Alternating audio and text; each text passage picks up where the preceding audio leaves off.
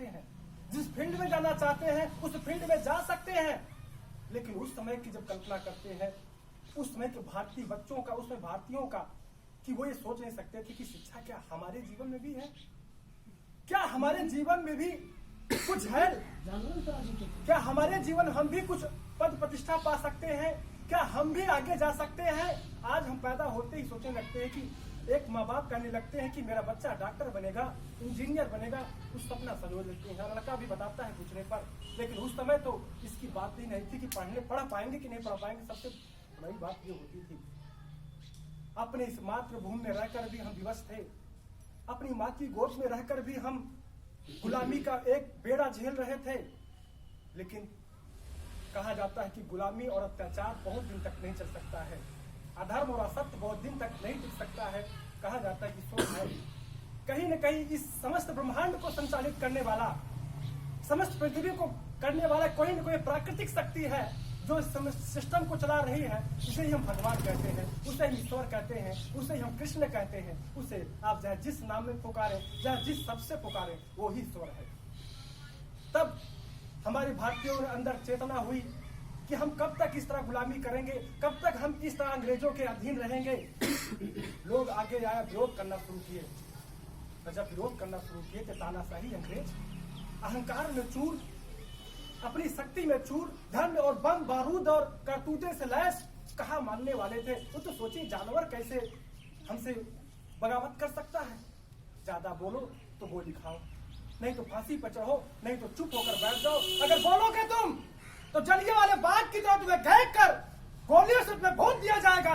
तुम्हें बोलने का अधिकार नहीं है, जो हम कहेंगे तुम्हें वही करना है। याद होगा आपको 13 अप्रैल का दिन था, बैसाखी का दिन था। जलिए वाले बाग में हमारे भारतीय निहत्थे, बूढ़े, बच्चे, नौजवान वहां पर बैठकर बातें कर रहे थे। लेकिन जनरल डायर, वो अंग्रेज का शैतान, वो राक्षस, जो तो कभी लगता है जिसे इंसानियत नाम की चीज नहीं था, आया और अपने फौज के साथ घेरने के बाद, जैसे आज हम गेम खेलते हैं, पबजी खेलते हैं, जिसमें गोली से भूजा जाता है, वो गेम नहीं बल्कि रियल था। वो लोग भूजना शुरू कर दिए।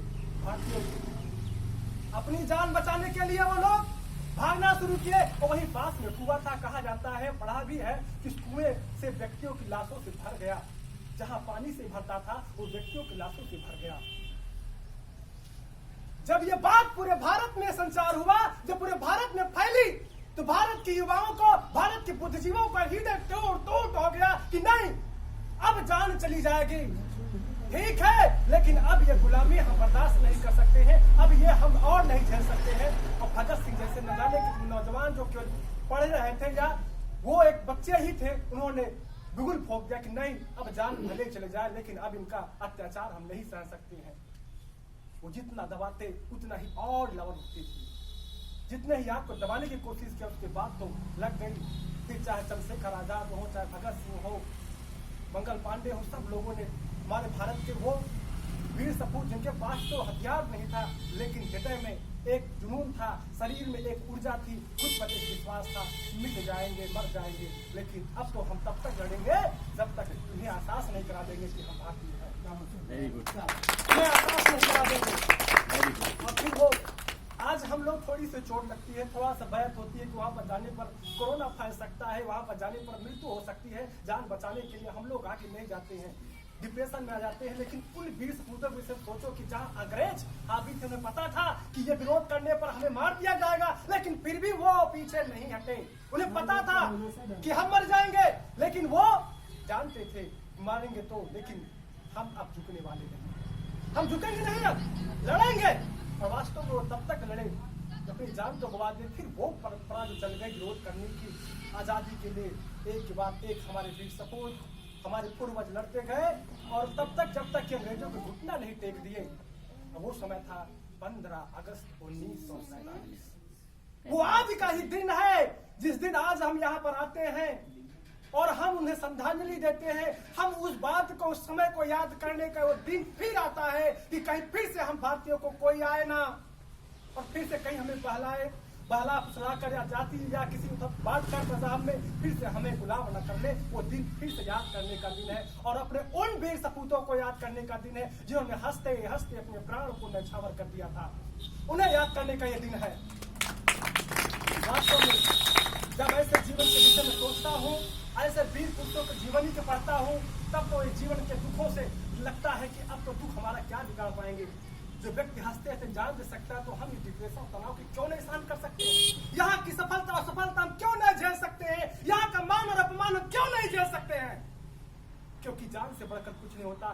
हम उन्हें अपना आदर सम्मान कर और आज इस जीवन में जो समस्याएं हमारे जीवन में आने वाली है उसे हम सामना करेंगे। फिर चाहे हार हो या जीत हो, चाहे मान हो या अपमान हो, चाहे यश हो या अपयश हो, हर स्थिति में समाज में चलने के लिए तैयार हैं। कभी सुसाइड आत्महत्या के विषय में नहीं सोचेंगे, हम नहीं सोचेंगे, क्योंकि हम ऐसे भारतीय पुरुषों का वंशज हैं जिन्होंने हंसते हैं अपने देश के लिए बिना किसी लाभ के लिए, बिना किसी स्वार्थ के लिए अगर जान गंवा दिया तो हम क्यों अपमान के लिए, क्यों हम अपने असफलता के लिए हम डिप्रेट क्यों होंगे? नहीं, हम उनके पूर्वज हैं जो आखिरी सांस तक लड़ना सीखते हैं, अपने दुख के लिए नहीं, अपने अपमान के लिए नहीं, अपने सुख के लिए नहीं, बल्कि दूसरों के सुख और कल्याण और शांति के लिए अपने देश के लिए बलिदान करते जान देने वाले हैं। कोई छोड़ के चला गया उसके लिए हम जान देने वाले नहीं हैं।